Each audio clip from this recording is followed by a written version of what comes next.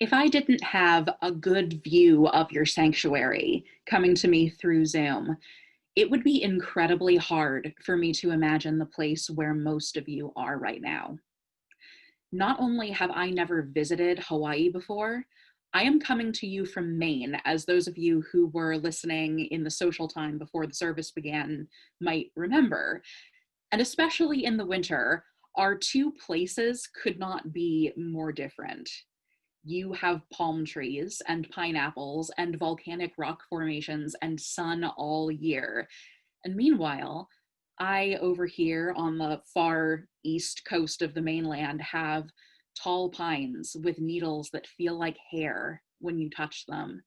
And I have blueberry plants that turn deep red in the autumn. And I have mountains that are so old that the peaks are worn and rounded and they look more like mounds or hills than proper mountains.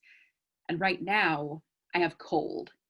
It's winter, and more often than not, the skies in Maine are clouded, but almost bright white with the promise of snow, which is never far.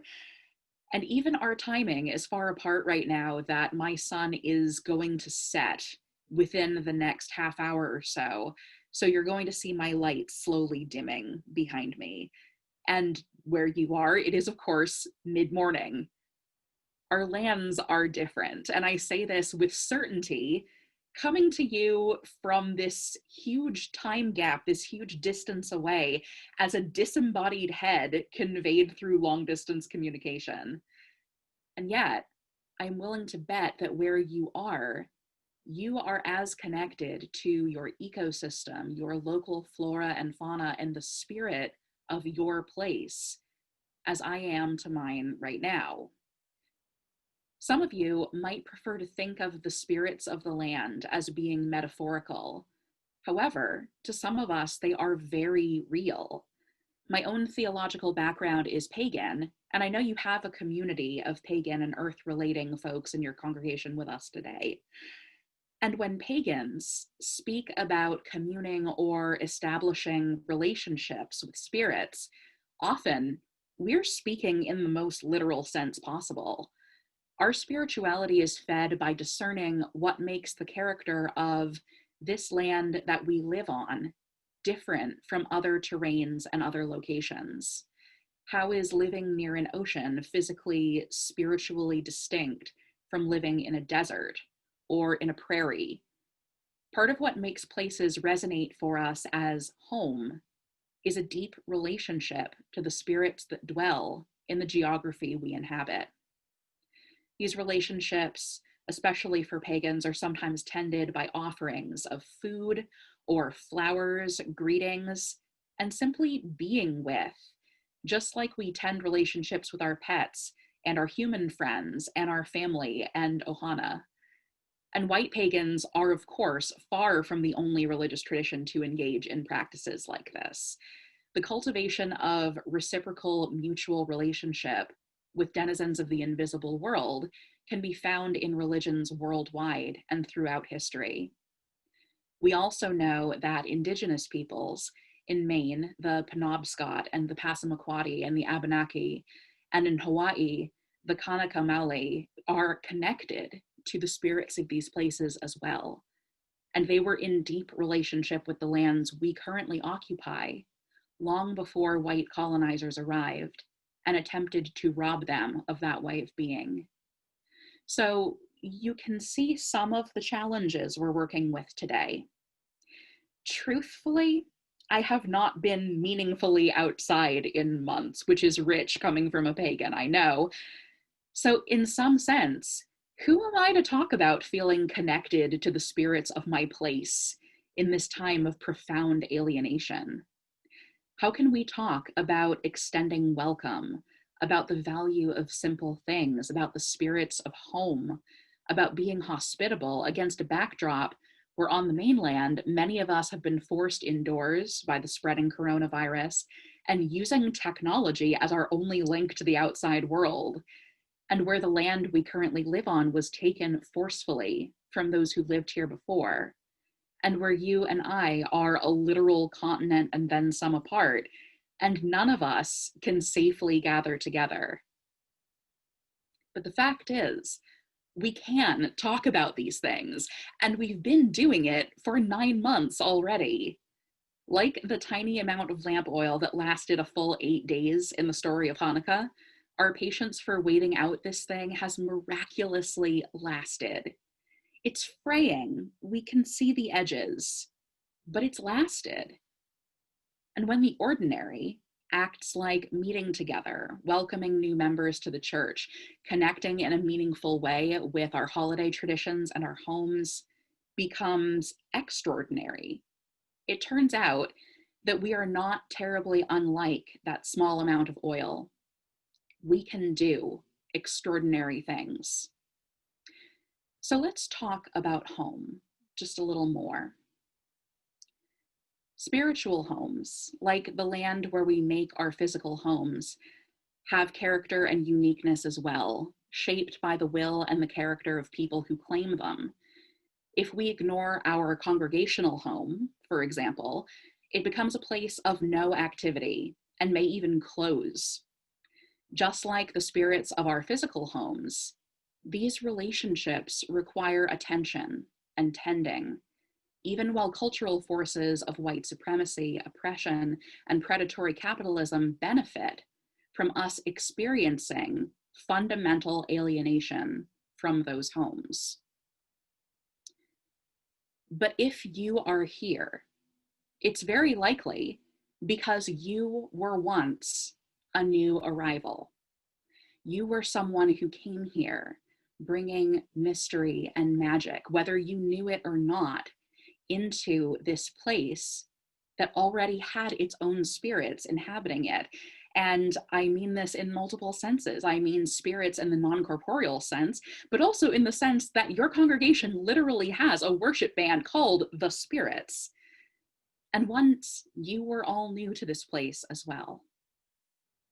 And if you are here right now, it's likely because you have either found a spiritual home within Unitarian Universalism, or you are still in the process of seeking a spiritual home.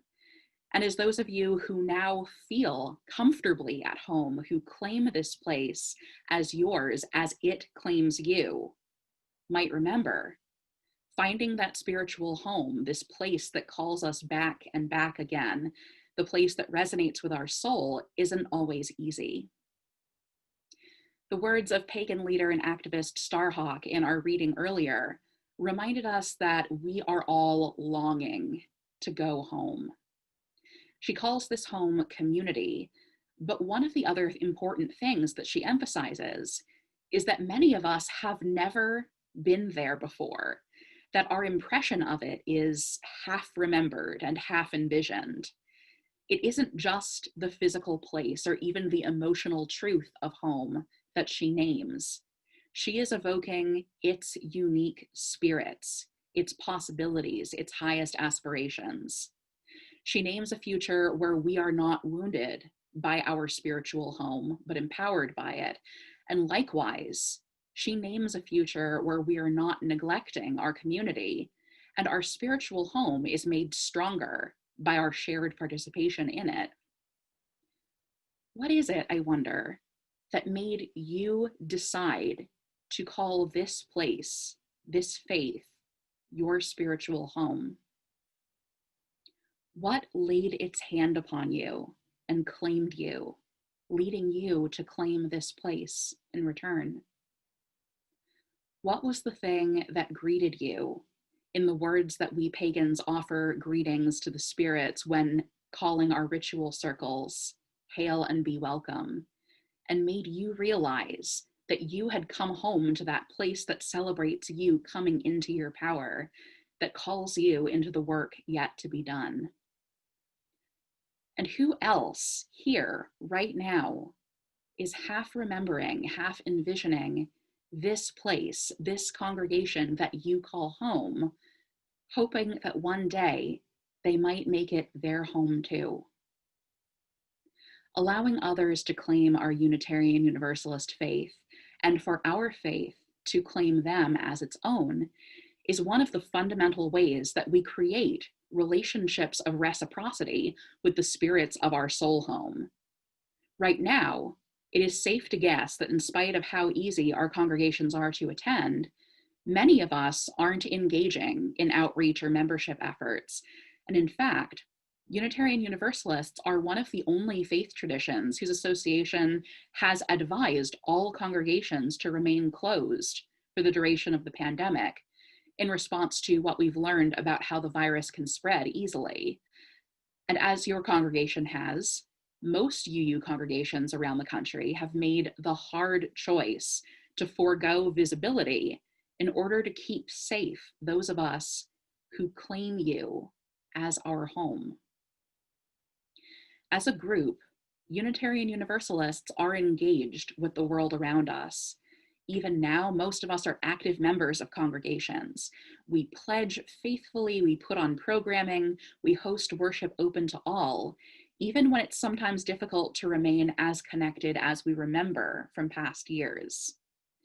But when it comes to welcoming new folks, uplifting new voices who might be heard within the congregation, flinging open the proverbial doors so that others might join in the work we joyfully do, we are not often doing this. We are not living into this promise of welcome as fully as we might be. It's true sometimes, even when we don't have a pandemic going on. But right now, the work of connecting with and reaching out to others who are part of our periphery, whose presence is always quietly welcome here in the Zoom room, but who haven't yet been called forth to stay with us for the long haul, is just as important as it was when we could meet each other in a fellowship hall for social time. Our community now is like the fishermen in our story for all ages. We know the fishing songs. We know the routines that put us at ease. Our existence has the simple joy of familiarity, of remembering that we can see these same people week after week and not need to be surprised by novelty or challenged by complexity that threatens to throw us out of whack. Our story spoke of discerning what truly is of value to us. After being robbed, the fisherman realized that what he truly valued was not his new-gotten possessions or the wealth he gained from selling the pearl. But his mistake was not in gaining those riches, accepting the gifts of the ocean and the gifts of the spirit of his home by selling the pearl in the first place. His mistake was to fall out of relationship after gaining them. His mistake was to use the land's gift to him without paying it back. And so his home, his community of fishers, and his peace sailing on the water ceased to be his home until his relationship to the land and the community was restored. Those who would seek to join us are like the oyster bearing the pearl. They are gifts to be readily accepted. And when we accept them, when we accept you out there who want to join in the love and wholeness of this community and feel the joy and be part of this wholeness and of this love and want to make it your soul home, we also accept the invitation to stay in relationship to one another. We choose to stay in community. We choose to join in strength, recalling Starhawk's words in creating a circle of healing, a circle of friends, someplace where we can be free. When we welcome newness, new preachers, new babies, new members to the church, new participants in all of their uniqueness, and accept the gifts that they bring to us, we are doing the work of recalling the Fisher's songs. We are reconnecting to our community, to the spirits of our home, and to the thing that is most important to us. We are accepting the pearls offered to us, but instead of using them merely to enrich ourselves and forgetting what we truly value, we are seeing the pearl for what it is, a simple gift offered freely to be admired and not exploited. We can invite its bearer to join in our songs and become part of the community spirit. Whether we view our home spirits, our land spirits, our community spirits as literal or simply metaphorical, they are still relationships worth tending. The gifts that they give to us are not, to use a seasonal comparison, exotic and rarefied things like gold or frankincense and myrrh. They're simple. And the gifts we give back of time, of attention, of a little food and water and gratitude, these gifts are equally simple, and anyone can give or receive them. May it be that in this season, surrounded by the beauty and bounty of your land and your spirits, by the joy of aloha and the beckoning chorus of the fishers' songs, you are inspired to welcome even more community, more strength, more love, and more healing and friends into your soul home. These people could be your brothers, your sisters, your siblings, your own pearls of great price. May it be that in this season of seeking, you welcome one another home.